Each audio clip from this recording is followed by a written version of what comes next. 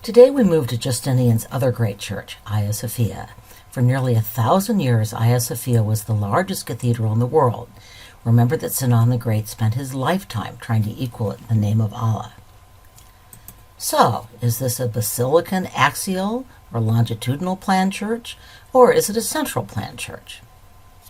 The answer is that it's both, which is what made Hagia Sophia so transformative in the history of architecture.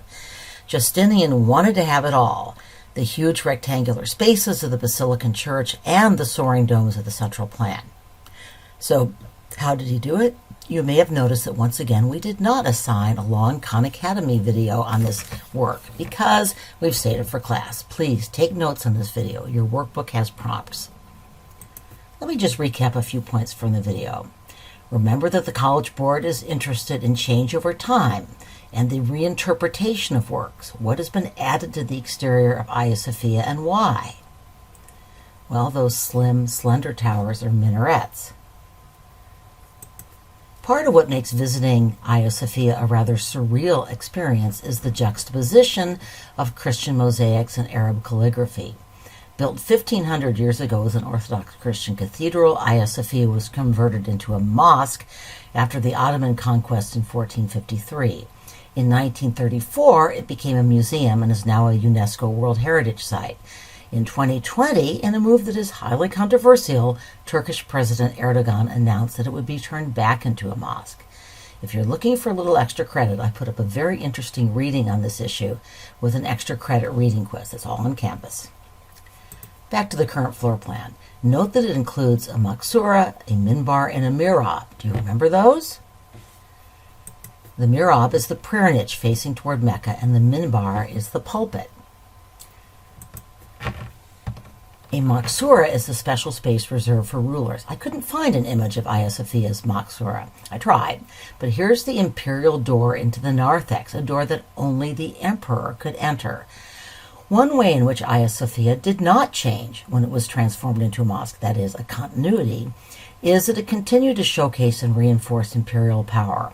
When Sultan Mehmet the Conqueror entered Hagia Sophia for the first time in May of 1453, he also walked through this door, and according to historical documents, he rubbed ashes on his head in humility and ordered that the great church be cleansed. It was filled with blood, renewed, and rededicated as a mosque. This gives you a closer look at the mosaic in the tympanum, or half circle above the imperial door. How do you know that it's not part of Justinian's original design?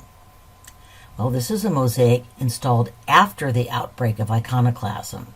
These mosaics date back to the 9th or 10th century. We see Emperor Leo VI with a halo over his head bowing in respect to Christ, who is sitting on a jeweled throne. With his right hand, Christ is blessing the emperor, and his left hand is holding a book written, "Peace be with you, I am the light of the world."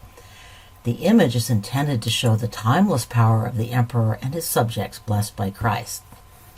And here's another mosaic created after the iconoclastic battles of the 8th and 9th centuries, when Hagia Sophia's earlier mosaics were destroyed.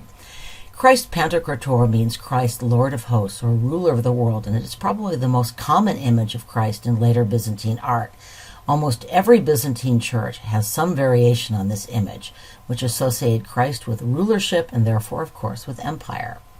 What are some other distinctly Byzantine features of this image?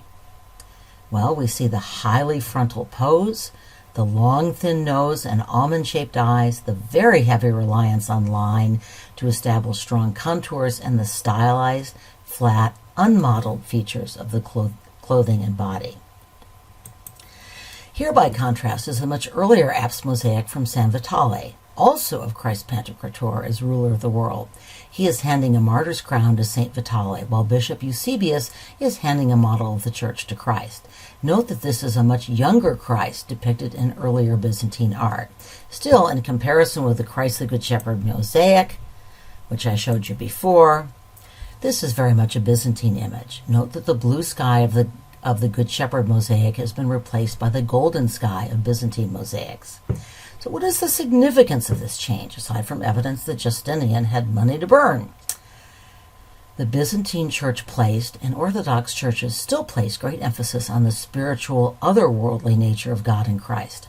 Byzantine art is more abstract, more symbolic, and less naturalistic than early Christian art, or for that matter, later Gothic Christian art. It's also more imperial, which accounts in part for the lavish use of expensive materials. An iconostasis is a wall of icons and religious paintings that separates the nave from the sanctuary in a Byzantine church. Here are two examples of an iconostasis. I should have said by way, an Orthodox church. The one on the left is from a Russian Orthodox church in Moscow. The one on the right is from Hagia Sophia, reflecting a post-iconoclasm remodeling. Note that in Orthodox liturgies, the priest is much more separated from the people. There is that greater emphasis on Christ ruling over the world and, to some extent, standing outside the world, which is characteristic of Orthodox faith and practice and reinforced by architecture. Function and form, again. We'll finish up today with a short podcast on the remaining Byzantine requirements.